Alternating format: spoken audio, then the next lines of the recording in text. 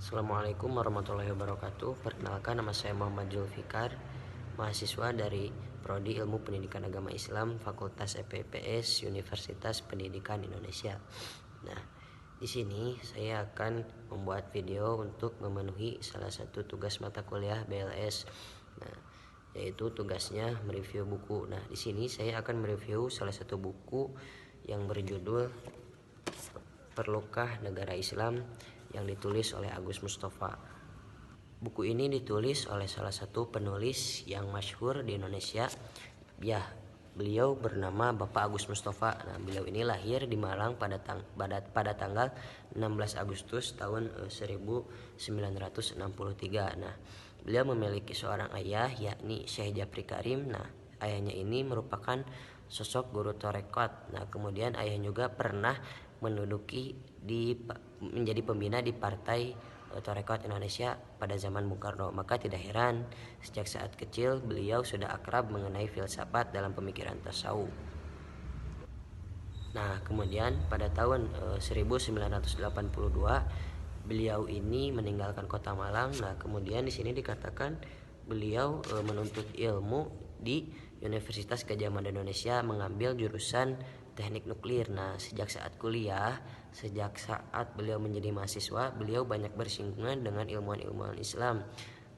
Dosennya yang bernama Profesor Ahmad Baikuni dan Insinyur Syahirul Alim MSc. Nah, memang ketika saat itu beliau memadukan antara ilmu tasawuf dengan sains. Nah, kemudian lahirlah pemikiran mengenai tasawuf modern, yakni pendekatan tasawuf melalui metode kekinian.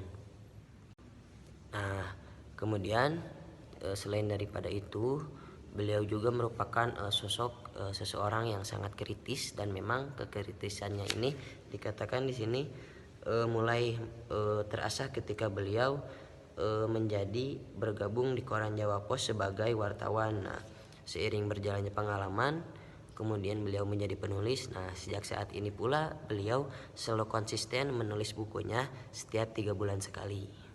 Ya, jadi memang di dalam buku ini sebenarnya beliau ini ingin mengajak diskusi kepada kita. Kemudian beliau juga ingin membuka wawasan kita bahwa memang negara-negara yang bisa dikatakan sebagai negara Islam belum tentu dikatakan sebagai negara yang Islami, karena pada kenyataannya ketika kita lihat negara-negara Islam, mereka sering berperang. Nah, kemudian sering juga menerapkan hukum tanpa mengetahui dan mengerti substansi hukumnya tersebut. Nah, kemudian beliau juga mengajak diskusi kepada kita bahwa melihat kepada zaman-zaman sebelumnya, zaman peradaban masa Rasulullah, kemudian Khulafaur Rasyidin, sampai memang beliau menceritakan mengenai isi Piagam Madinah. Nah, jadi sebenarnya kesimpulan dari buku ini, beliau ingin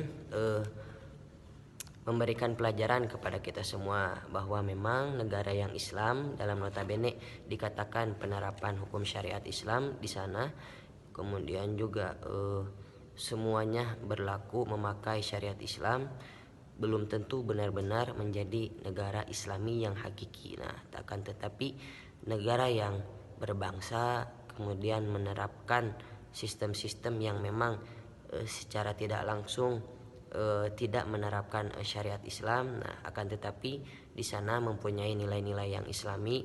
Kemudian negara berbangsa yang memang penduduknya semuanya menjadi negara Islam. Nah, akan tetapi di dalam negara berbangsa yang memang memiliki nilai-nilai toleransi seperti mana negara berbangsa yang diajarkan oleh Rasulullah SAW pada saat Piagam Madinah. Maka itulah yang benar-benar kita inginkan. Nah, kemudian beliau juga berpesan kepada kita semua bahwa memang tidak perlu begitu mendirikan sebuah negara agama. Nah, akan tetapi kita semua perlu memiliki negara berbangsa yang Islami. Mungkin itu saja yang dapat saya review dari buku karya Agus Mustafa yang berjudul Perlukah Negara Islam ini.